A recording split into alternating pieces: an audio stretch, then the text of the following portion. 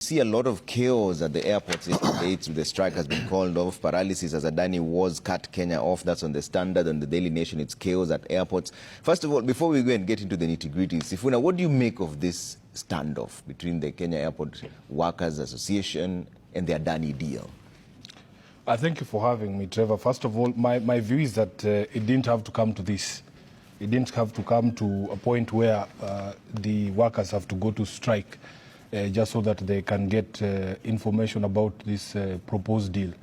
You know, a few months back, we had the president saying when he was reconstituting his cabinet, he said that one of his problems is communication. I think he has a bigger problem because, from my perspective, the biggest problem is that the people don't trust this government. The government has a very serious deficit of trust. And therefore that nobody actually believes anything that anybody in government says. Trevor, I sit on the Senate Transport Committee.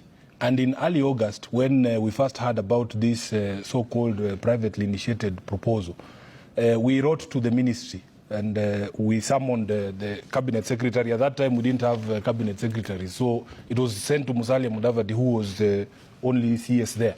And our expectation was that he would present this documentation to Parliament so that we can also see what this so-called privately initiated proposal is.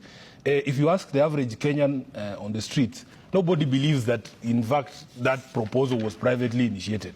Many people suspect that Adani group, that idea originated here, and that they are only a front, you know, because there is zero trust amongst the people of Kenya, or when it comes to dealing with this government.